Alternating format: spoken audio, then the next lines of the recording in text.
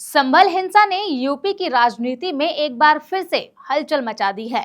अब इस मुद्दे को लेकर समाजवादी पार्टी और बीजेपी के बीच तकरार तेज हो गई है।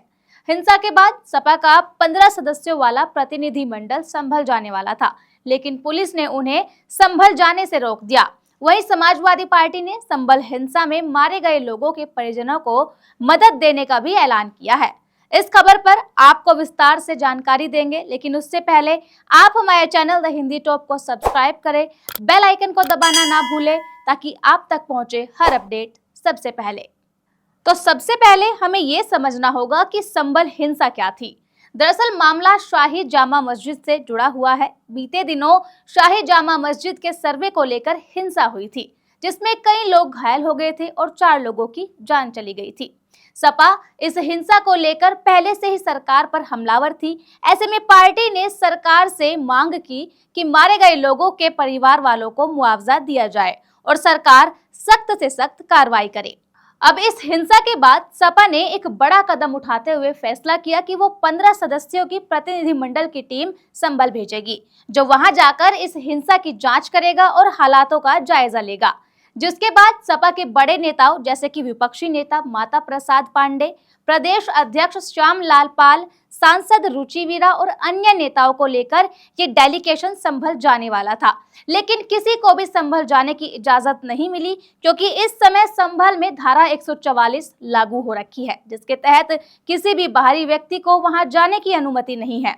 ऐसे में सपा का ये डेलीगेशन वहां नहीं जा सका, जिसके बाद सपा प्रमुख अखिलेश यादव ने इस मामले को लेकर सोशल मीडिया के जरिए अपना गुस्सा जाहिर किया। उन्होंने कहा, अगर सरकार पहले ही इस हिंसा के लिए जिम्मेदार लोगों पर कड़ी कार्रवाई करती तो ये सब नहीं होता। अखिलेश यादव ने बीजेपी सरकार पर आरोप लगाया कि उनकी नाकामी के कारण ही संभल में हिंसा बढ़ी है। उन्होंने तो ये तक कह दिया कि अब प्रशासन को जवाबदेह ठहराया जाना चाहिए और जिन लोगों ने लापरवाही की है उन्हें सजा मिलनी चाहिए। वहीं संभल जाने से रोके जाने पर सपा नेता प्रसाद पांडे ने कहा कि पहले उन्हें नोटिस दिया जाता, फिर पुलिस की तैनाती की जाती, लेकिन यहाँ तो बिना किसी नोटिस के पुलिस उनके घर के बाहर खड़ी हो गई थी, जिससे ये दिखता है सरकार इस मामले को गंभीरता से लेकर नहीं चल रही। माता प्रसाद पांडे ने आगे ये भी कहा कि उन्हें डीएम से फोन आया था, जिसमें कहा गया था कि वो संभल ना जाए क्योंकि हालात बिगड़ सकते हैं। इसके बाद गृह सचिव ने भी यही चेतावनी दी। बताते चले कि सपा ने हिंसा में मारे गए लोगों के परिजनों को मदद देने का ऐलान भी किया है, जिसमें पार्टी हर मृतक के परिवार को 5 लाख रुपए देगी। साथ ही उन्होंने राज्य सरकार से भी ये मांग की है कि वो मृतक के परिवारों को 1-1 करोड़ रुपए का मुआवजा दे। ये सपा का बड़ा कदम है, क्योंकि पार्टी सरकार से अपनी ताकत दिखाने के साथ साथ मरने वालों के परिवार को राहत देने की कोशिश भी कर रही है। अब बात करते हैं सपा और बीजेपी के बीच की राजनीति लड़ाई के बारे में। सपा और बीजेपी दोनों ही एक दूसरे पर आरोप लगा रहे हैं, जिसमें सपा का कहना है कि बीजेपी सिर्फ अपनी राजनीतिक लाभ के लिए इस हिंसा को भड़का रही है, सपा का मुद्दा उछाल रही है। वहीं बीजेपी का कहना है कि सपा केवल इस हिंसा को राजनीतिक रंग देने की कोशिश कर रही है। दोनों पार्टियों के बीच आरोप प्रत्यारोप का खेल फिलहाल जारी है।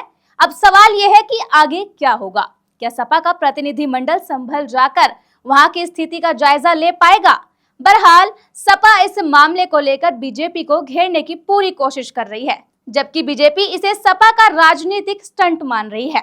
आने वाले दिनों में इस मुद्दे पर और भी तीखी सियासी बहस हो सकती है, इसीलिए अब ये देखना होगा कि सरकार और विपक्ष इस मुद्दे पर क्या कदम उठाते हैं।